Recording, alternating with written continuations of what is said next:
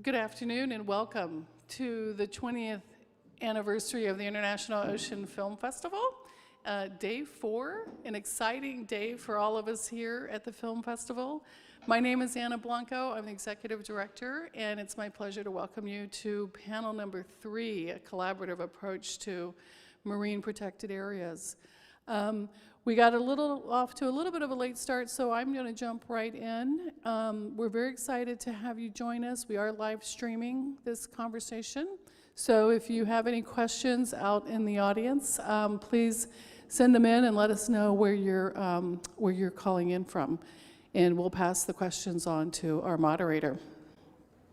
This is an interesting panel discussion, one of 4 that we're hosting this year, free to attend. We like to bring specific conversations to the film festival, and this one is very interesting, and it generated from the fact that Impact 5 just recently happened in Vancouver, and we were fascinated by marine protected areas, and we wanted to learn more about that. So I'm going to turn it over to our sponsor for this panel, Rana Sarkar, our Consul General of Canada, sponsor and supporter of the Film Festival, and a friend for many, many years. So thank you, Rana, for being here. Thank you, Anna, and thank you for everyone who is here and who is online and who's tuning into this enormously important conversation. As Anna said, my name is Rana Sarkar. I'm the Consul General of Canada, Northern California, and Hawaii, and which is very important in the context of this conversation as well.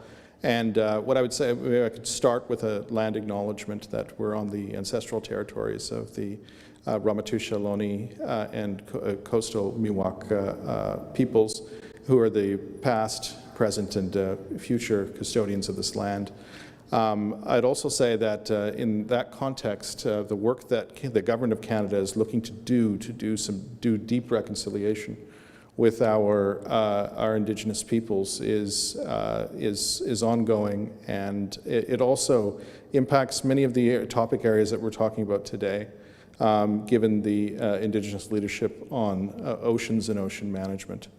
Anna had already mentioned Impact 5, which I think is one of these third institutions, which is not government, which is not necessarily civil society, but it's where people come to meet. And that is absolutely essential in the context of the work that we're doing to preserve our oceans and to ensure that the habitats are here for future generations. And also recognize that these oceans are not just means of sustenance, but they have capacities and value which far extends sort of our current understanding of much of this value. And so this is an option, as my finance friends would say, for the future as well. And so these are very, very important things. And so we're very glad to be here with our partners at the Ocean Film Festival, which we've been partners with for a long time, and they're doing great things, but also to hear these speakers today. And we look forward to it, and thank you very much. As Canada's bounded by 3 oceans, we take oceans very seriously, and we look to be working with all of you. Thank you very much. Cheers.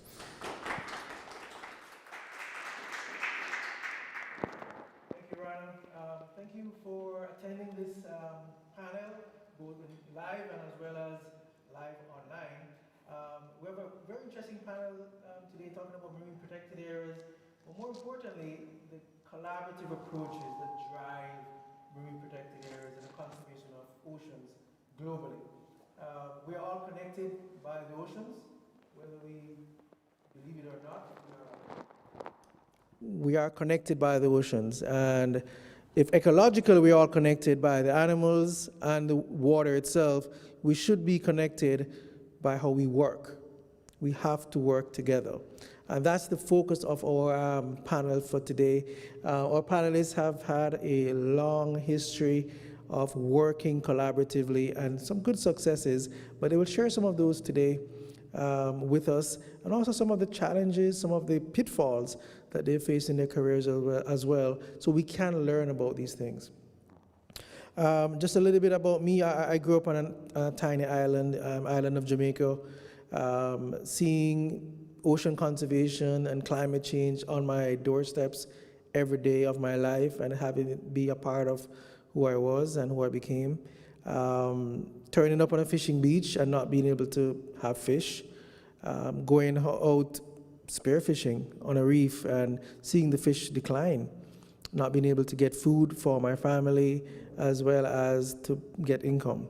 Those are the realities every day. Not to mention when storms come through and set back my country decades in one event. These are the harsh realities that many countries around the world are dealing with, and one of those answers are marine protected areas. As the Director for Global Ocean Policy at Georgia Aquarium in Atlanta, one of my main roles is bringing the world together on a policy level. We have to unite on a policy level. We have to make a concerted effort to work together and have legislation and policy that covers the globe, not jurisdictions only. The marine life knows no boundaries. They know no geopolitical boundaries. We drew those lines. They did not. They traverse all of these lines, and we have to be able to manage the entire life cycle of these animals because our lives do depend on it. We are not saving the oceans, we are saving ourselves.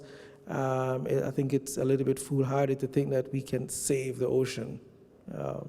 Be selfish about it. Let's save ourselves. We will save the ocean if we're saving ourselves. So I would like to introduce you to the panelists today. Aubrie Fowler, sitting right next to me, is the South Coast Specialist at the MPA Collaborative Network. After her master's at Cal Poly in marine biology, Aubrie worked as a California Sea Grant Fellow at NOAA's Channel Island National Marine Sanctuary. When she's not leading Sea Cave kayak tours at the Channel Islands, she's an advocate for equitable and place-based engagement. Aubrie has worked extensively with youth, including when she was a naturalist for Jean-Michel Cousteau. Aubrie is excited to share her passion for the ocean with you all as she integrates that passion into all aspects of her life. Something I learned about Aubrie just a little while ago, she's a professional interpretive dancer, and she promises to give a dance later on as well. So stay tuned for that. Welcome, Aubrie. Thanks, Dayne. Dallas, sitting at the far right, spent his career working to build capacity to help First Nation communities in coastal British Columbia achieve higher levels of human well-being while finding the right balance of ecological and economic sustainability. As one of the architects of Great Bear Rainforest Sea Agreements, he has worked with local stakeholders, provincial and federal governments, and funders to establish the Coastal Opportunity Fund as one of the world's first successful project for permanence conservation financing programs. He continues to take the experience from terrestrial protection and work to help First Nations and government build a MPA network, a Marine Protected Areas network, and recognizing the rightful place as stewards and managers of their territories. Welcome, Dallas. And the thorn among the roses, we do have David McGuire. David is the founder and director of the Shark and Marine Conservation nonprofit Shark Stewards. And if you haven't heard about Shark Stewards before, now you know. And he brought a lot of stuff to share with us today as well. A marine biologist, David is a research associate at California Academy of Sciences, where he conducts shark studies, marine protection policy, and media production from California to China. For 15 years, Shark Stewards have actively partnered with NOAA in our national marine sanctuaries and the California Ocean Protection Council in our California Ocean Protection Council in our California Marine Protected Areas, where he's the co-chair of the California MPA Collaborative Committee. A documentary filmmaker, David received an Emmy for field production and camera on the documentary Reefs to Rainforests on biodiversity expedition in the Philippines with the Cal Academy. Welcome all. So I have a quick question for all of you, and we can do this one by one. We start with Aubrie. What inspired and continues to inspire you to ocean, in ocean conservation? What drives you to do all that you do right now, all these amazing things and what you continue to do? What drives you? What gets you up at 5 o'clock in the morning without complaining to go and do what you do? What's that fire? What's causing that fire? Tell us. There's a lot of passion that I have from seeing other people just excel in the things that they're passionate about. So if I see Indigenous leaders going out and doing what they have been doing for millennia, for since time immemorial, then I'm very inspired by that because of the resiliency of those individuals and communities. When I see youth going and eagerly fighting against the social norms, that's also really inspiring because we need more youth leaders out there fighting for basically just regular human rights. I think environmental justice is a big part of what we're striving to do at the MPA Collaborative Network, and seeing other people's passion really invigorates my own. Also getting out into nature. So I have the privilege of going into a marine protected area on a very regular basis. So contrary to Dayne's comment about interpretive dance, I'm often entertaining on a kayak out at the Channel Islands. And I get to show people how incredible that marine protected area is. It's actually triply protected in federal and state levels. And if you go beneath the surface, you're able to actually see it with your own eyes as to how incredible the diversity is, the kelp forests. I take people mostly kayaking, so they're seeing it from above the surface, but everything from the harbor seals coming up and inquisitively looking at people and having them connect with nature, seeing the looks on their faces and then having them reflect back to me after the tour to share, this was really inspiring to see all of your passion, Aubrie, and that is inspiring me to go and take it out into the world. So I think it's this reciprocal relationship of passion and drive that don't be afraid to let your light shine if you are really excited about something, whether it's caring for the oceans or going out into your local estuary and monitoring, educating. I think just letting that be what drives you. But it's easy to say that I am much more inspired than I am discouraged on a very regular basis. So I wouldn't be doing this work if I didn't feel that way. Thank you so much, Aubrie. And I come across young people a lot of the times, and oftentimes they will ask, so how much do I get paid as a marine biologist? And I always said to those persons who ask me that, if you're going to go into the field of marine biology and environmental sciences for the salary, pick something else, because that's not what should be driving you. It doesn't work like that.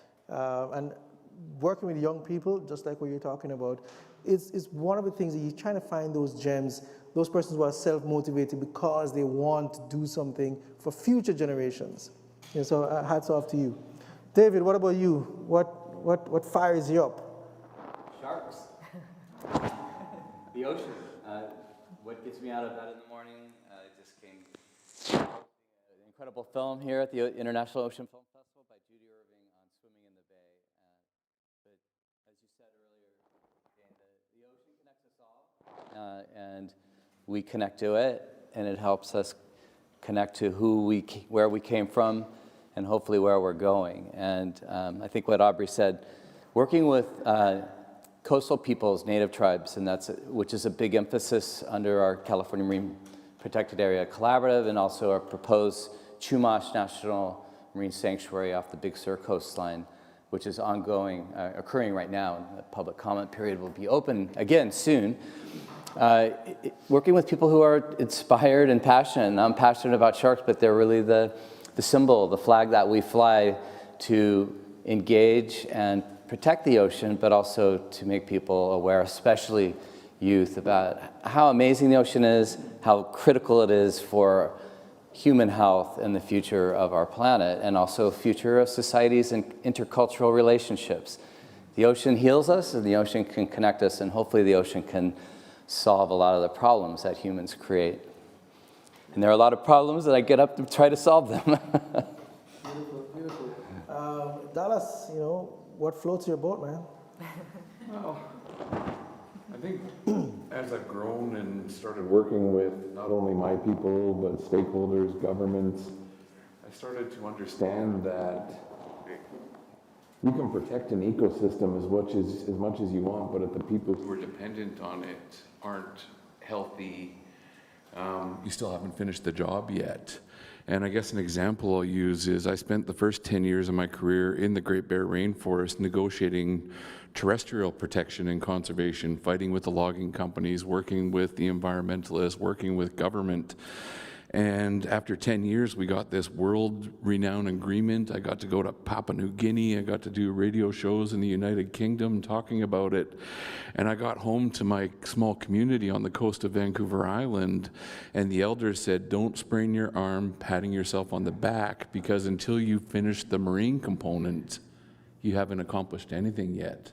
Because as you alluded to, ocean knows no jurisdiction. The animal life that depend on it use riparian zones, they use the upland, they use all those things. And so I've been fortunate enough to be part of a movement of First Nations leaders on the provincial coast who have just sort of said, you know what, Canada, you know what, British Columbia, you can have your jurisdictions, but it's all ours. We've been here for 10,000 years, and we're going to be here for another 10,000 years. And it's important for us to be able to collaborate with everybody to fix the wrongs that are there. And so that keeps getting me up right now. Great, wonderful. Well, you can hang on to that mic. I'm going to ask you this other question. What does positive impact on the work that you're doing? What does that positive impact for ocean conservation mean to you? What does it look like? I think seeing it become generational now. In the beginning, when we first started having First Nations guardians and watchmen out in our territories, it was simply a way to give out-of-work fishermen, because of the decline in fishing, enough weeks to get unemployment to last them through the winter. And now we have kids who are asking in high school, what courses do I need to take to be able to qualify to be a marine steward in our territories now? And so being able to see that sort of epistemology happen from our elders who really know the land to our kids who are coming home with master's degrees and education, and finding that mosaic and that integration of both of those generations has really started to make a difference that we can see now. We're starting to see the blobs on the map actually give returns to communities as opposed to being just political footballs.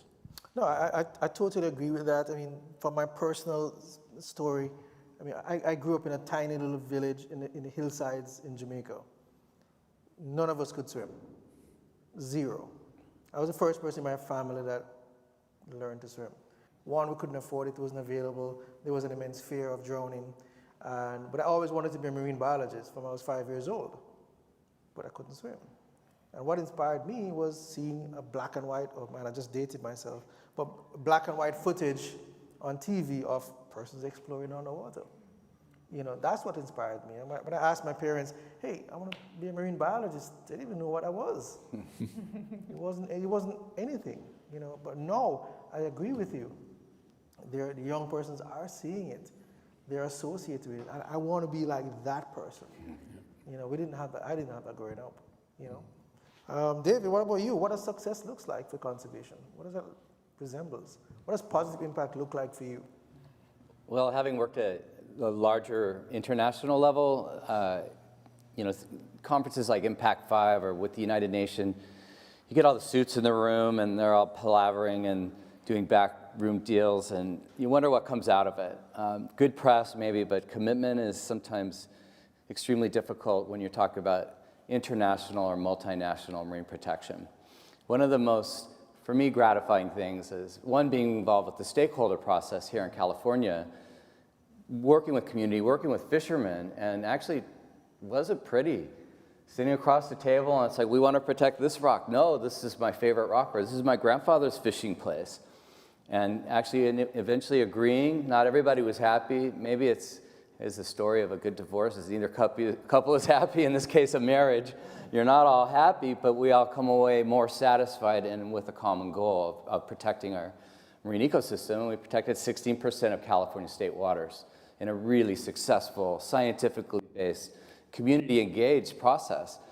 I'm working in Hawaii now with a local marine managed area, and in a village called Miloli'i, and it's known as the last traditional fishing village of Hawaii. And the people in the village who are deeply rooted in Hawaiian culture and association with the ocean want to protect it and manage it. And I'm doing a film on it. It's just an incredible process and an honor to be welcomed into this community as an outsider, but with a very, very strong and proud and intelligent group of people who are going to manage their resource. And they're going to continue to fish. It's not about no fishing. It's about managing their whole area and continuing, in one case, particularly it's a jack, the opelu, that's very symbolic and very important to their livelihood and subsistence. And it also is important to the sharks, and there's this great ancestral tiger shark. And this village is tuned in. Hawaiians have this deep association with sharks that's called amakua, and in some cases it's an ancestral deity, it's a connection. And so listening to their stories and listening to the older people tell how the ocean has changed and how it's been overfished and the impacts of climate change that they're experiencing firsthand, and yet seeing the young people taking it up and the pride of protecting their community resource. That is really motivational. So as you know, coming from an island, people who depend upon it, they see it firsthand. We're isolated, even though we live near the bay, and you live near a city or in a more civilized, if you will, or domesticated environment, we have these degrees of separation. Where does your fish come from? Who caught it? Well, they don't have any of that. They understand it and they see the decline and they're feeling it immediately. And so seeing these cultures, and this includes areas we've worked in Fiji and in Indonesia, Malaysia, where these small coastal communities are suffering, and now they're being self-engaged, I guess, not relying on the government to protect it, because they have the knowledge, and then the government has to come in and support it, and that's our job, is to come and bring some money in, bring some tourists in, or support the protection that's driven by the people who need it and feel it most. Beautiful, beautiful. What about you, Aubrie? Yeah, I think to build off of what both of you were saying, the connection to ocean and coast, I think if that's reinvigorated, it's a very hard thing to measure, and we're looking at how do we measure positive impact without it being this sterile number, right? Because number of relationships built as opposed to new relationships reinvigorated, or actually those quality and very being in right relationship with the right kind of community liaisons is really important to us. Where we're trying to figure out these non-traditional metrics, if you will, although that gives me grant-making anxiety. But we are really trying to be thoughtful about how to assess effectiveness, and are working with consultants and community members to say what is actually useful to you, as opposed to well, let's just slap this down and say this is helpful for those that are giving us funding. So we're looking at, sometimes it's a testimonial, sometimes it's, did we strengthen the connections between the collaboratives? So there are 14 statewide that are roughly based around county lines. And although fish don't follow those lines, we are still within some of the confines we've created. And so in order to bridge those gaps and work outside of silos, we're connecting community members across California and within their own local communities. So I'm based in Santa Barbara, and we have a very close-knit community there, including the fishing community, who maybe they otherwise wouldn't be engaged if they didn't realize that their voice could actually be elevated to a point where they're part of the decision-making process.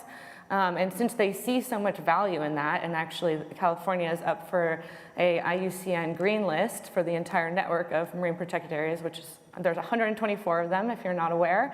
So it's quite an extensive and ecologically connected network. But every one of those meetings we held in the South Coast, and I heard that it was consistent statewide, we're getting so much positive feedback from the collaborative members that it's very reinvigorating to just hear that they're valuing that structure, although we like to call it structured flexibility, since we're not trying to be prescriptive, and we're kind of in this middle ground between top down and bottom up. But when we hear those kind of testimonials that people are continue to be engaged after over 10 years for some of them and decades for others. I think it's really inspiring, since I'm somewhat newer to this space, that they're seeing the value and that they are actually getting empowered to do more of this work, because connecting with people that they otherwise might not get to meet through the collaborative network allows them to do better work and kind of synergistically have more impact than maybe if they're working within their silo of maybe just other fishermen or just other ocean businesses. So the value that we bring is just being able to connect partners in the ways that they ask for. And then turning input into action. So whether we're taking a bunch of what sometimes feel like complaints, but are really just concerns that should be elevated to those that do have decision-making power, we're able to do the communications and channel that to a place where it can be the most impactful. Great, thank you for that. I mean, that is amazing. David, I want to follow up with something with you that you said a while ago. You're talking about fishing communities, and fishing communities depending on the fish, okay, for a myriad of things, not just for food, but for a cultural significance as well. When we're setting up marine protected areas, oftentimes it means pulling back, pulling catch back, because the fish stocks have declined, we need to pull back to allow it time to get back. So why is there conflict? We all want the same thing. We want more fish in perpetuity. Why is there conflict, do you think? Well, if it's in your front yard, you want to fish it, or if it's your river, or if it's your native heritage. I mean, one of the big issues that we share with Canada here on the West Coast is salmon, and it's deeply rooted in Native American tradition and Native Canadian First Peoples. And the salmon are declining not just because people are overfishing, because of climate change, because of water management, because of all these complex issues. And those fish are swimming by, they're protected in that MPA, but they've got to run to the next one before they get fished, right? There's a lot of gaps in that 124, even in our state waters. And I understand it. If you're in a local community and you've lived there your whole life, and maybe you just do it recreationally to eat fish, and somebody tells you no, you need to understand why, and that you can actually go down the road a little bit, but there are different kinds of marine protected areas. Our sanctuaries allow fishing. They're managed differently under a different federal government. Marine protected areas are state managed in California, and they're managed by state wardens and state managers and scientists. And so the levels sometimes can be confusing. Where can I fish? And that's our job, especially with Aubrie, with the collaborative network. Like, how do we communicate to people and also communicate the benefits? So we were just at this big meeting in Monterey, congregating, and looking at the science of 10 years of marine protection, and the benefits are extraordinary. 400% more biomass, more harvestable species outside the MPA that benefit those people who maybe can't fish in the front yard, but can go down the street or up the island and get that benefit. The other thing is resilience from climate change, and it mitigates, buffers, ocean acidification, warm sea surface temperatures. We see more bounce back of, for example, macroalgae after the warm sea surface temperature event, the global heat wave that hit all of our coastline and impacted species. Because MPAs are not just about fish, they're about an ecosystem. And you need the entire integrated ecosystem to have a healthy system that includes the fish that people want to eat, or shellfish. So it's a complex question. There's a lot of social conflict. There's a lot of personal interaction, or people are losing their livelihoods, for example. But in many cases, they're losing their livelihoods anyway. And we know that. Our commercial fisheries, in many cases, have been on the verge of collapse. 50% of fish stocks are almost fished out globally. Fisheries are collapsing. We need to do something to prop them up, and MPAs are one of the best solutions. I think also showing communities case studies that have worked. I mean, in my experience, that has helped. Sometimes even taking community members to those success stories. I remember we were setting up a couple of them in the Caribbean, and it was tremendous resistance. They know the fish has declined to the point where it can't sustain their livelihoods, and MPAs have shown to work, but they were still so skeptical. How is this going to work? The first 5 years, that's the hardest, that's the toughest time. We had to end up taking persons from the Caribbean and taking them over to Mexico, to Cabo Pumo, to spend a week and a half. Not to learn from us as scientists, but to learn from the fishermen, their peers on the other side. This was what had happened in Cabo Pumo 25 years ago. Fishermen stood up and said, hey, no more of this, the fish are declining, we can't fish here anymore.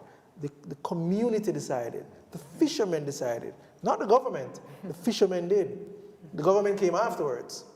So learning that kind of approach where the fishermen were so empowered, and the fishermen in the Caribbean are seeing this, when they got back to their countries and to their areas and their communities, they felt, oh, you know what, I think this can work, let's make it happen. To know, you see that pendulum really swung the other side, where fishermen are begging, I want a sanctuary too. I want a no-take zone also, because those other guys, it's working, and it's not working for us because we have nothing. And that I think is helping. But it's telling those stories. And Aubrie, I'm going to come to you a little bit, talking about the youth involvement. And I think, I don't know, my kids shame me sometimes. You know, sometimes you're doing something just because of habit, and they give you a look. I'm like, what are you doing? Right? So I think children have that, you know, the youth have a lot of power, and it's to harness that power. David, I know you're very active on TikTok. No? No, we have somebody who does it. I just put the shark videos. I know. But what I'm saying is that the means of communication with the young persons, has that been helpful in getting the message across the communities? Yeah, I mean, like with any communication, knowing your audience, I feel like I can relate well to the young kids because, you know, they're going to be really inspired just going to a tide pool and looking at the creatures and then teaching them what good tide pool etiquette looks like. I think what's inspiring is that at the youth level, we have the power to change the trajectory, because if we have kids that have grown up with better environmental ethics, then they will then share that with their future kids and their peers as they go through life.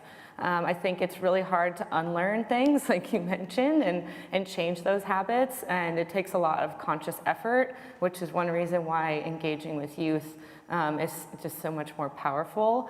And then to your question, you know, the ways to communicate. I think I've always been of the mindset of like, get people out into nature, because if they can reconnect with it, especially if it's their coast, they have a sense of ownership, even though, you know, ownership comes with its own kind of issue. But that accountability to your coastline, something that you can feel connected with, and dig into that connection. We recently were, as a team of 4, you know, really diving into what does a land acknowledgement mean, and how can we think through the different pieces of it to be more than performative, to actually dive into how we're connected to the coast first, and then look at all of the indigenous connections to the coast that are so much deeper. And then taking that kind of ability to dive into the why, I think is really important, because, you know, we're often on this surface level, and, you know, taking that big breath and like getting your dive at least to 10 feet if you've got a good breath hold, maybe a little further, but actually thinking about, you know, what really drives you, and what might drive a kid. If they're really engaged in the creatures, then make sure that they can connect with animals that are really charismatic. But, you know, other things are also important about the ocean, and, you know, finding ways to tap into what is important to that individual, and just asking them. You know, I'm always an advocate for connecting on a personal level first, as opposed to, and we were talking about this before the panel, in any way that's extractive or feels transactional, and instead is this, you know, I want to say mechanism, a more worldview of reciprocity, and thinking, you know, nature gives me so much, I can give back to nature in the ways that, you know, I'm passionate about and things I'm good at. And then the same with relationship building at the community level. You know, how can I build stronger relationships? It's getting to know those people, where they're coming from, and then also sharing a little bit about yourself. And that it doesn't always have to be work related, or get out into nature together. At the meetings that David was just mentioning in Monterey, the culmination of 10 years of state management of MPAs, there was talk of come out on this Tamal crossing that goes out to the Channel Islands, because that's how you can connect with our culture in a way that you're meeting us in our place, in our home. So it was just really inspiring to see that shared, like this is the invitation and here's the olive branch, like please come join us because we want to connect on a personal level, as opposed to like this is a work interaction and this is, you know, how we're gonna go about it. So I think just, yeah, engaging at all levels, youth are important, but really, you know, inspiring people of every age, because we're all in this together. No, I think, yeah, I agree with you. Taking persons out to nature, especially persons you want to change your behavior, change your minds, have the decision making influenced by actual facts that they're gathering. You're not telling them, you're showing them, you're immersing them. Let them make up their own minds about it. I mean, next week, I'll give you an example. Next week, I'm taking the state senator, one of the state senators for Georgia, camping out on Cumberland Island, a wilderness area. Why? Because he needs to see it. He needs to experience it. He needs to feel it.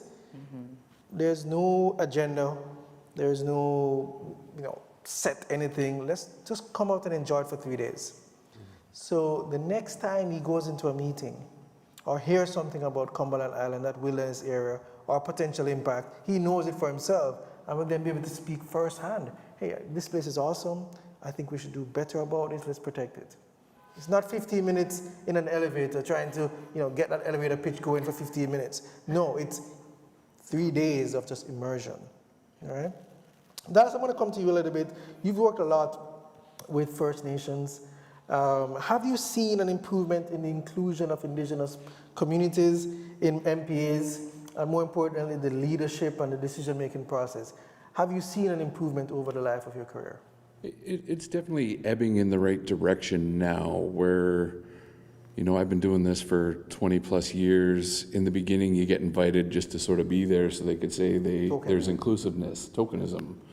And now we've seen, you know, COPE 15, Impact 5, we've actually seen First Nations leadership step forward and help with the sequencing that's going on. But in North America, that's a challenge. You'll notice I'm wearing a shirt, you can't see it because of all my bling on it, but every child matters. In Canada, we're still dealing with the impacts of residential school. There's mass graves of young children still being found from within the last 100 years. And so being able to put that in a place where you can still work collaboratively with a government that has done those things to your people through colonialism and all those other things is a challenge. But I think the pride in First Nations communities, and you talked about the youth are bringing in an energy that is reinvigorating the elders now. And so we are seeing First Nations communities being ready to take their rightful place back into where these discussions need to go. I'm still pissed off that the government of Canada has done what they've done over the years, but I'm encouraged by the fact that they're willing to say, okay, you know, that was wrong, but we need to find out how we work together around ecological protection, ecological certainty. And it's getting to a point where First Nations relationships are actually with governments as opposed to political parties. That's one of the other challenges that Indigenous people have is every 4 years there's an election in Canada or the United States, and when that change comes, the priorities towards Indigenous people change. But we've been able to build an allyship with collaborators and with supporters who want to see the right things happen on the land and ocean base, that we've been able to sort of supersede that partisan view that government has over the world. So it's really a nice problem to have, and I alluded to it earlier, is, you know, these young kids are coming home educated and they're not afraid and they're not patient. They're gonna stand up and fight for what's right as opposed to complain about it, which some of my generation it's been a card that we played a little bit too much. In hindsight, I wish I was a little bit more proactive in building my relationships with environmental foundations to help achieve goals that my community need. Not to achieve the goals of the environmental foundation, but you've also seen those relationships change over the years where the funders who are bringing in some of these opportunities are actually going to Indigenous communities and saying, what is your dream? Yeah. What is your vision for your territories? and then they introduce other areas. Like, we weren't interested in talking about marine protected areas until we talked to people in the northeast coast about the fisheries that had happened there, and having fishermen saying, no, marine protected areas are actually going to be the only way forward to a sustainable fishery. So it's really about sequencing and how do you build these relationships and take the people who are committed to seeing an actual objective change as opposed to just the window dressing that the politics bring into it. Yeah, I mean, David, I know you've worked with a lot of island communities and indigenous persons from the islands. What is your perspective? Have you seen a switch as well? Have you seen an improvement in how indigenous communities are embracing MPAs? It depends on where you're working. Well, changing governments. I've been working in Malaysia, particularly in Borneo, taking college students down, helping assess, actually just do transects, fish counts to establish data for our marine protected area. And then the government changes and then everything resets. And it's particularly working in shark conservation and trade. It's like, it's almost a reset. You start over, rebuild the relationships, a new minister. It's like, oh my God, now here we go again. And meanwhile, the people are still there going, you know, the fish are leaving.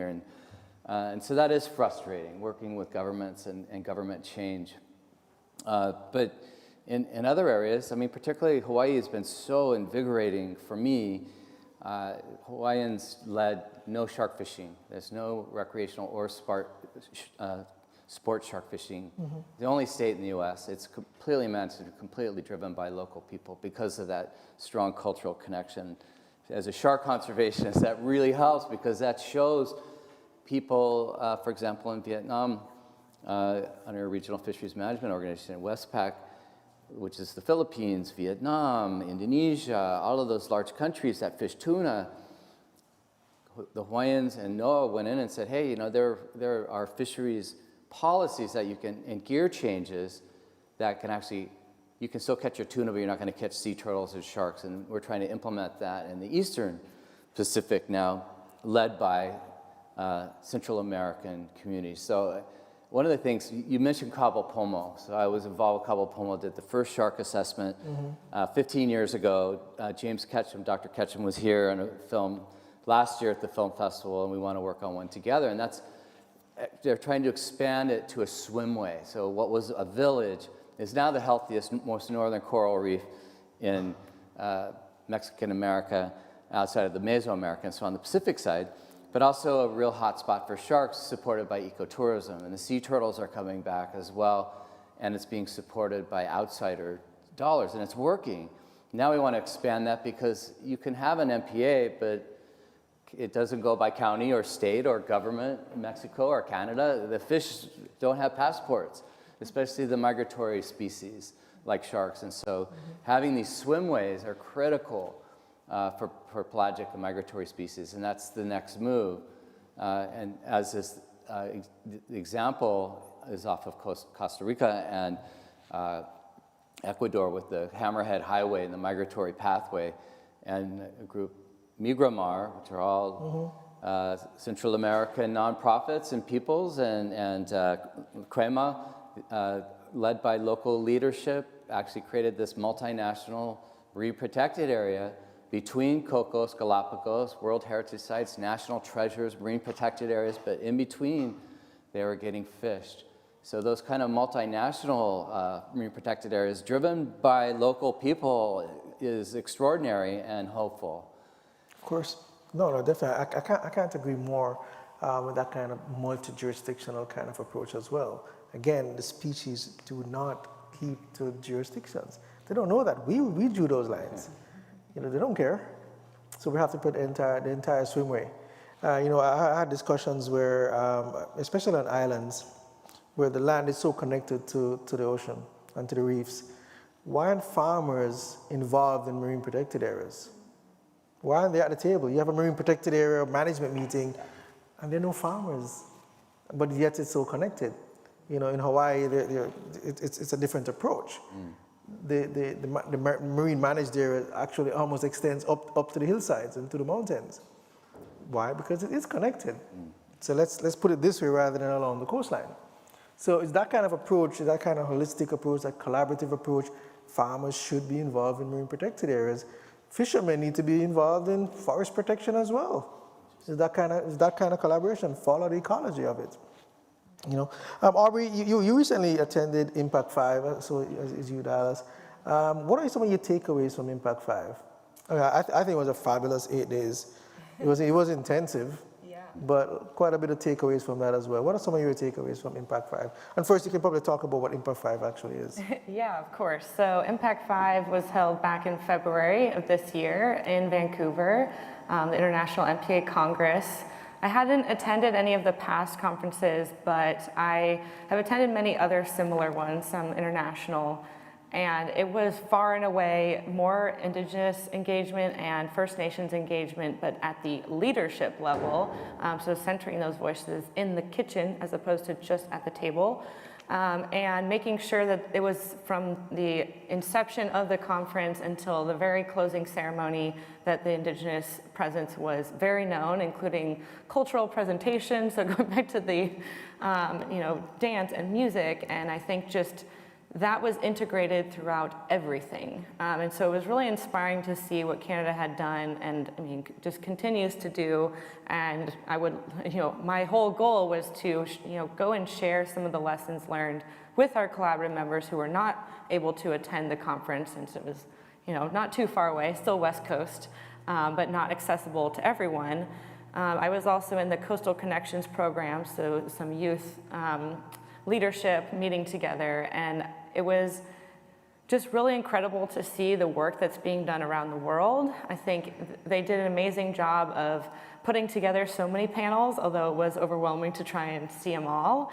The one that stuck with me the most was in an open discussion where we sat in a huge circle of chairs, and that room was packed full. People sitting on the floor to discuss some of the assumptions behind decolonizing and what it actually looks like to move towards a decolonized world. And it was a very heavy discussion, but they did an amazing job in navigating what some of the things that people tend to think about when they hear that, as opposed to what it could actually look like in practice and ways that it can be moved forward in a thoughtful way. So I think my biggest takeaways were other conferences need to have Indigenous leadership at the forefront. And I think it's moving that direction. I assume that Impact 6 in Senegal will continue that same theme, but I haven't ever seen it in any other conference, even United Nations Ocean Conference. So I think it's a good model for moving us forward, and I'm sure they even have their own lessons on how to best engage as they continue this process of bringing together the international ocean conservation community. And I also really wanted to share just some of that deep listening that was discussed in the panel discussions at Impact 5. I found really powerful because it goes back to what I was saying, developing those interpersonal relationships, it goes beyond just your day job. So I think really having a lot of these breakout group style meetings in the conference setting allowed for us to dive deeper into some things that were brought up, by these amazing panelists from around the world. And I was able to take some of that back to the San Diego Collaborative and gave a very brief presentation on some of my lessons, and that is always appreciated, and it's a part of what we do. We like to say we're sharing the model and hoping that it can be scaled across California. But we did hear some great feedback that it feels very cold to say, we have this model, take it and run with it, as opposed to what do you need from us and how can we provide that and serve you. I think some people do like to have examples to work with, whether it's a pilot project, and then they can make it work for their community. But it really just depends on those communities' needs, and it was really just great to connect with other professionals in that same sphere, but to see that even the diversity of the keynote speakers at Impact 5 was totally different than some of the United Nations conferences and just some of those very high-level commitments. I think you're about to ask me this, Dayne, and just knowing that they're important for pushing governments to make the commitments in the first place, and that no, they are never achieved, unfortunately, but that at least it is this goal that can unite the world somewhat in trying to push each other with this peer pressure and competition, oh, well, we're going to put in MPAs first. But then we say, let's take a step back, and just throwing an MPA on a map that's maybe not actually enforced, there's no education around it, it's not effective, it's just a paper park. So let's think about process and developing relationships with the communities instead of just saying, okay, well, we're gonna achieve this great goal, 30% protected by 2030, it's on a lot of people's minds, but instead realizing there are several ways to attain the same goal, and there's a better way to do it than to have this top-down, we're just gonna put it on a map style. Definitely agree with you. Dallas, I want to come to you, especially because Impact 5 was hosted by Canada. I mean, what did that mean to you? I mean, your presence there, you're observing what's going on at Impact 5 and knowing that you are part of the host country. How was that for you? It was a bit of a mixed emotions because, like I said, we have some of the challenges that we face around the social issues Indigenous people face in Canada, but at the same time, there's that commitment to say, tomorrow will be better, and we're going to work with you on that. And to be honest, we were able to leverage the fact that Canada was hosting it into announcing some of the things that we've been having a bun fight between the province and the federal government and Indigenous communities. In fact, the Great Bear Sea protection area that was announced in, I think, the second day of Impact 5, 4 days before that, we weren't sure whether we were going to go because everybody's sort of like, we talked about it, we all want to do it. Well, we have the world coming to our yard. We need to show them that we're going to be responsible leaders in this. And so we sort of leveraged each other into taking a bold step that if it was in the United States or Sweden or Senegal, we might not have made that bold step to show that leadership. One of the other interesting things I took away from Impact 5 as someone who's been a veteran conference goer for years, both from the economic side but also the ecological side, is they're usually cliquey. You have a conservation-based conference where it's all just activists and about conservation, where Impact 5 was really bringing the people who need to be part of the solution. Don't get me wrong, there was some industry people, taking credit for work that they haven't quite done yet, but they're committed to trying to do.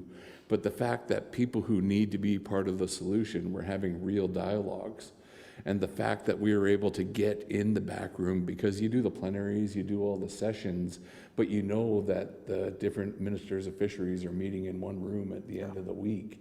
And we actually got to make a report to those dignitaries and those leaders and say, okay, this is what you heard here.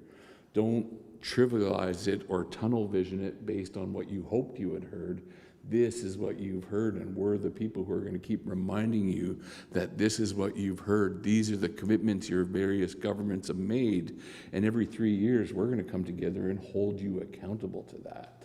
And that was one of the really cool things that I haven't seen in years in these kinds of multi-collaborative events, was the fact that everybody is about accountability now, as opposed to, again, just the political football and points that tend to be part of other events.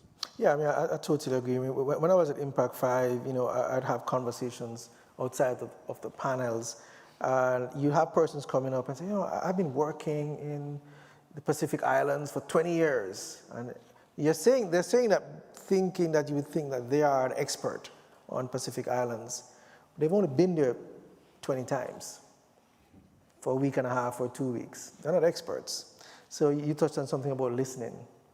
Listen to the persons who are there every single day, learning from them every single day. Listen to them, ask them what you think will work, what are the needs are, and work with them. One thing that I took away from Impact 5 was changing how we speak about capacity building and speak about capacity sharing. Now, that was one of my takeaways from Impact 5, and that's what it leads to that collaborative approach. I'm not coming here to save your land. We're going to work together to save the entire ocean. And that's one of the takeaways I got from that. And David, I want to ask you a little bit about Our Ocean Conference, which was shortly after the Impact 5 conference. Our Ocean, mostly leadership in Panama. It was really leadership heavy. A lot of commitments made in Panama as well. Well, what are your takeaways from Panama? I know you were there and very active in that. A lot of what was driven in Panama was from CITES, the Convention of International Trade of Endangered Species, where we're working for elasmobranch ranks successfully, over 90 species. But what impressed me is that, well, one, there's a woman who's a minister of the environment. She's a scientist and also a native. And she's really driving a lot of conservation. And from CITES, that ocean conference was really directed more around marine protected areas. And there was a big commitment by the Canadian government. And Aubrie mentioned the 30 by 30 goals, which was set by the United Nations and the Conference of Biological Diversity. And it's a grand goal, and 30%, and California almost has it if we have this new sanctuary. But what does it mean? I mean, you need to enforce it, you need to educate people. And so there were a lot of commitments. Chile said they're going to commit to 30%. They're doing a really good job, but they're also fish farming in some of these fjords, and there's some problems with commercial fishing in the marine protected, or right next to the marine protected areas. And you mentioned the whole thing about land use and water use as well. It really impacts the marine protected areas. But it was really positive that what came out of Panama was really a Central American-led initiative to protect the Pacific coastal areas, and multinational. Again, they're leading, Colombia is cooperating with Ecuador and Costa Rica and Honduras and Belize on the Caribbean side, and they made these huge commitments towards marine protection. And there was a large native, not American, island peoples or coastal peoples in Central America that are behind this as well. So I'm hoping that what came out of Panama and those two conferences can spread. And as you said, Impact 5, you go to these meetings and you're like, oh God, another meeting, and you got to put a tie on. And what's going to, well, I always say like, oh God, what comes out of this? You work really hard and you have a lot of conversations and there's a lot of head nodding and photos and sound bites, but holding them to it, you said it. And that's an activist's job, right? Or a filmmaker's job, or ocean communicator's job, is that we have to hold them to it and then remind them. Remember what you said 3 years ago? Where is it? I mean, Vancouver is one of my favorite places to dive, actually. It's such an amazing place. And people like just walking down with a scuba tank, and there's this native guy fishing. He's like, what the hell are you doing? Going in and having a look at what you're fishing. I mean, really a tremendous place, and you're so fortunate to live in Canada, I think. And there is a big movement, and we're seeing it here on our coast. And we, unfortunately, we did invite some coastal peoples here. Alan Salazar, who is working, he's in the Chumash down he lives in San Fernando, but he works with at-risk youth. He's a real leader on the Chumash National Marine Cultural Heritage Site. There's a Chumash Northern California Heritage group that I reached out to. Unfortunately, they just needed a little bit more time to prepare, but we tried very, very hard to have local people involved, and we will next year, I promise. The good thing out of it, by reaching out to them, I had conversations and met people that I would not have, and they said, no, we would love to come, we wish you the best, but next time, we'll do it. And so I guess sometimes going to these conferences, things do come out of it, just having relationships, friendships that spin off. But again, you have governments commit, you got to hold them to their word, or corporations, because they won't without public pressure or the pressure of the voters or the people. But I'm really excited to go back to Panama. I mean, they've just declared a new marine protected area. Up to 57%. We went diving afterwards and saw sharks, and there are no sharks in a lot of the places in the Caribbean and outside of marine protected areas. Mm-hmm. And so to me, that's an immediate benefit, because you have a shark, that means the sharks have food. Yeah. The whole system is much healthier when you've got the apex predator. So of course. I'm really excited to go back to Panama and Central America. I'm seeing great movement, especially again towards migratory species that don't have passports. No, of course. Aubrie mentioned the UN Ocean Conference. I remember going to the first one in 2017. I was part of the Caribbean delegation, and 196 countries. All have 6 slots in the General Assembly, and every morning before we start, there'll be a plastic bottle for each person. So 6 times 200 countries every morning. And we sit there and hear the commitments from all the prime ministers and the kings and everyone on stage, and 75% of them spoke about plastics. Oh, we're going to cut down marine plastic. And so there's a disconnect. This is at the United Nations, right? Nobody cared to tell the catering that this is the ocean conference and where there's a disconnect. So every single day, plastic bottles all throughout the UN Ocean Conference until the very last day when somebody did get the memo and not have plastic bottles. But there's this kind of disconnect that kind of resonates through. But what I'm happy about was while we were in Panama, we had the announcement of the Biodiversity Beyond National Jurisdiction Treaty being signed at the same United Nations office with all those plastic bottles, right? Which was significant. So I'd love to hear your thoughts. Probably can start with you, Aubrie. With the areas beyond national jurisdiction, those high seas, where now we have a treaty to protect the high seas. What do you think that means for us with the marine protected areas? Let's open the window, yes, but what does that really mean for us, and how will that affect countries within their EEZs with fishing? Yeah, great question. And I think it's inspiring to see that there's been just decades of negotiations to figure out how do we protect the high seas. I would love to dive into the document and actually really learn at the how, because the why to me is obvious. We need to just protect more of the ocean, and of course at different levels so we can still be using the ocean. But I think it really comes down to how can we make sure that the treaty is actually implemented in reality as opposed to just on paper. So it would be amazing to see if they have ways of using ocean technology to monitor, when vessels turn off their ability to be traced essentially and go dark, if they're able to actually fight the stealthier ones and make sure that these are actually enforceable, these high seas protections.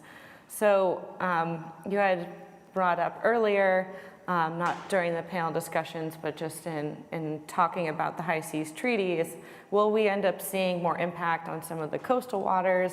And in my mind, no, we might just see more stealthy actions and potentially, sneakier boats. But I feel like the protections on the coast are pretty strong, at least in California, and I think are going to continue to strengthen globally. So the type of fishing that happens in the high seas, and my very basic knowledge about it, is vastly different than what your commercial fishing fleet out of Southern California or elsewhere is actually. They're trying to follow the rules. They're not we're not pointing fingers and saying you guys are the bad guys all the time. We just need to be cognizant that just saying we're protecting the high seas, okay, let's actually put it into practice and show. I'm not sure how many monitoring efforts there are to establish an amount of, biomass and species diversity in some of these areas of the high seas. So we'll take, looking at hope spots, figuring out where our baseline is, and then hopefully we see a recovery of sharks and, huge pelagic species that are indicators of ecosystem health. So hopefully it's a success, and I think what moved me the most about the High Seas Treaty was watching the president. Basically, she was on the verge of tears with so much emotion and how much effort went into figuring out how to get all these countries to agree. And I thought that was really powerful, more powerful than seeing a document that probably lays out some interesting procedures, but it would be, it just reminds me of there's a lot of passionate people out there that are doing great work, and so how can we elevate that so more folks know about it? Thank you for that. Dave, you want to add to anything about the High Seas Treaty?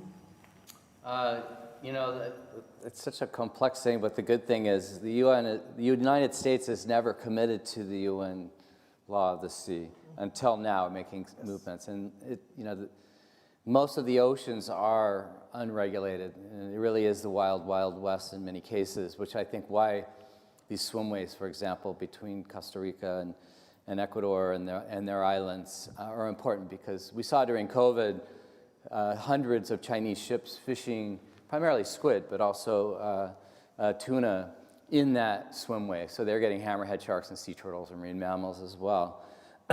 But one of the other things that was committed at this convention was Indigenous rights also, and consideration for all countries for mineral rights at this deep sea mining. So in the festival, we had this really significant film about deep sea mining, and it's an unknown, invisible, creating these, sediment smog for all those little invertebrates and filter feeders we don't even think about that are so important to the rest of the food chain. And so those mineral rights also belong to the people in Uganda or the people in landlocked nations. And that's something that came out of it, that the ocean belongs to all of us, but also trying to set some regulatory pressure on extraction.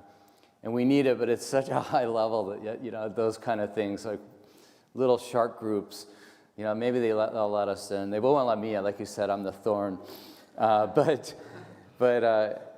it's important to have these commitments, and thankfully the United Nations under this administration, United States that is going forward to a very large international commitment. We've already agreed many of the things, the EEZ and how we manage migratory stocks of fish, the U.S. has been committed to, but in this case, I think we can't be leaders if we're not part of it, right? Of course. And we need to be leaders because we have the resources. So, yeah, it's hopeful. I think it is hopeful. There's a lot of words. You hear ocean a lot more than you did 20 years ago. Definitely. And I think maybe it's hopefully sinking in all the way into those landlocked places where they're realizing those plastic bottles come downstream too. Oh, yeah. The rain comes out from here, goes there. So, and half of the air we breathe comes from the ocean, regardless of where you live. So that's definitely a fact. I want to open it up some questions from the audience, and we do have one from our live feed audience. Beth from Portland is asking, what can I do to help support MPAs? What can I do? That's what Beth is asking.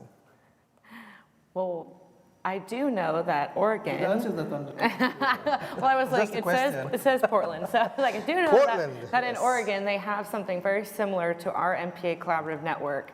There are some marine reserves up in Oregon, not quite the crazy large network that we have in California, but in the 10-year review was very positive, and I think that public perception that they're working and people want more of them sometimes, or begging for MPAs, or just want to know how they can support. I think joining your local community at whatever level works, and figuring out where your passions, your skills, and what the world needs all intersect, and then figuring out how to contribute that way, but kind of getting the lay of the land.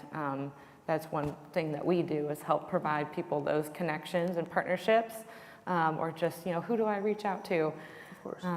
Yeah, that's a big one. It's just figuring out what your local community is already doing and then plugging in where you're interested. Dallas, what do you think Beth can do? I think the biggest thing you can give is yourself, and really show up at these kinds of events. We were talking about before the panel started how it's sort of cool to be a bit of an activist and a conservationist now. But these movements started with less people than in this room, in a hotel boardroom, listening to a government proposal about something. And that's where, that accountability comes in, is showing that there's community members who care, and bring your kid. He's not going to be happy the first time, but the third or fourth time, maybe something kicks in that, that is important to me. And that's how the network grows, and that's how it gets stronger, is just by giving that time that needs to be there. Of course. Anyone has any questions from the audience? I'll take one or two. Yeah, go ahead. I love this idea of the chain is as strong as its weakest link, and that we know that a glass of water in the bay today is bathing an elephant in Africa like 30 days from now. So I just wonder, because all the water of the world is connected, is there a thought process around how activity in the least protected jurisdiction of the world, hazardous activity in the least protected jurisdiction, is simultaneously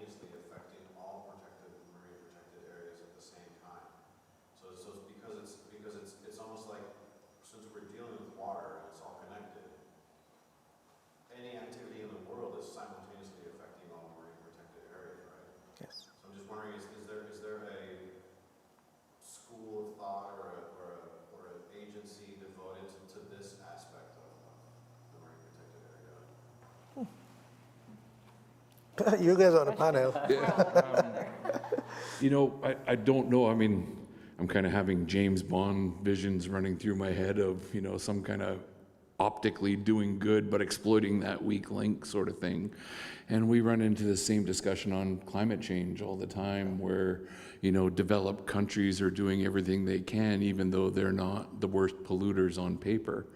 But I think that's the importance of organizations like Impact 5 keeping the United Nations accountable about how do we realize we're all in this together, and how do we share the building of capacity for some of those nations that don't have, you know, maybe the access to funds or the access to marine biologists.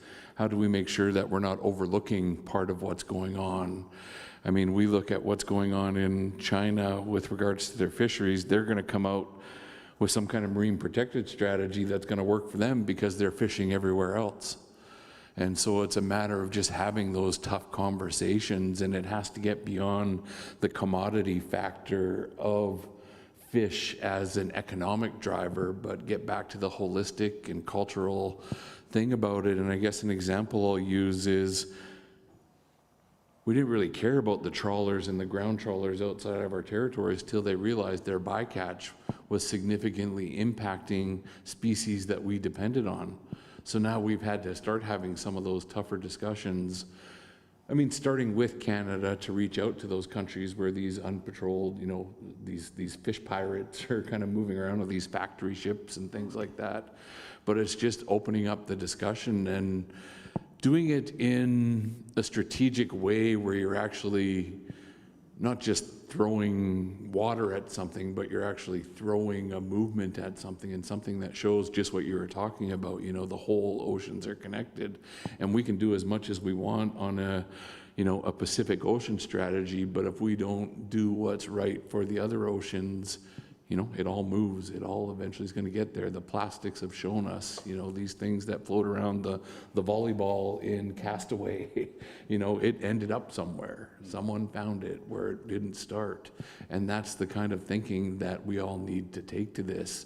I used to be a big believer in if we all took care of our own backyard, everything would be okay. But I think I've grown up enough to realize that it's important for us to look after our own backyards and make sure that everybody else has the tools they need. Not to tell them how to take care of their backyard, but make sure that they have the tools they need to look after theirs. I don't know, that's pretty political. I'm sorry, that's kind of a bullshit answer, but I got a microphone in my hand, so. No worries, no. Maybe we'll take that away from you. Yeah. Mary. I just wonder, you know, I can envision, because I'm involved with a lot of yachts, from our cleanup vessels to just yachting people. I can envision, and then all the satellite observations which we've been involved with, I can see how we can have the eyes with a lot of effort to, on the larger marine protected areas, so we can see when the illegal fishing is happening. But I don't understand, and it's probably, I hope it's my ignorance, you know, what people reporting that can then do in terms of actions. To really, I don't understand how much the, you know, U.S. Navy and the British Navy and the local countries together will show up to police and protect the areas. Yeah, I think that's one of the things that's still need to be ironed out and answered, especially with the High Seas Treaty. There are areas where it's a huge gap in terms of monitoring and surveillance. And I think now with the UN Treaty being signed and now looking towards being entered into force, we can then hold each other accountable for the high seas. I think there's a lot of work to be done. I mean, it's not even adopted by the countries as yet. It's agreed, not adopted. It needs to be adopted by all the countries, majority of the countries, then enter into force. So that's still years down the line. But it has taken us 25 years to get to this point. And I'm happy about that. So I'm going to celebrate that win. But we have a lot more work to get done. A lot more work to get done. So I know we're running short on time, and I do have one question. Nicole, who's the chair of the board of the IOFF, has given me the right to give you a blank check what would you do with that blank check for ocean conservation? If I give you all the money you require right now, what would you want to fix? 30-second elevator pitch. Nicole has given me a blank check for you guys. What do you want?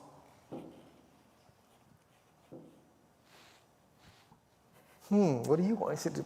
You know, just doing this as long as I have, in the early years, you could have thrown as much money at some of the problems that we had, it wouldn't have solved a frickin' thing.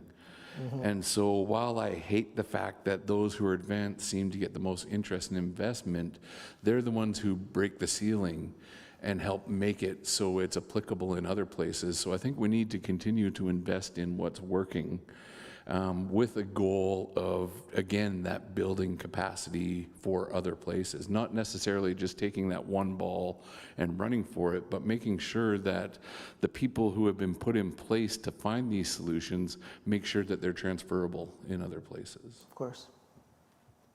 And just, David? Yeah. oh, go Oh, ahead, Aubrie, you can David. go ahead. I think we've done so much with so little. A blank check might run it. Not that we don't need money to run a nonprofit ever, but we don't need as much money as Chevron or these other companies to make change. I would educate the children globally and bring them into the ocean equation, and that comes from so many factors: health, access to water, human justice. But that's a big ask, and that would take probably a bigger check than you could even write.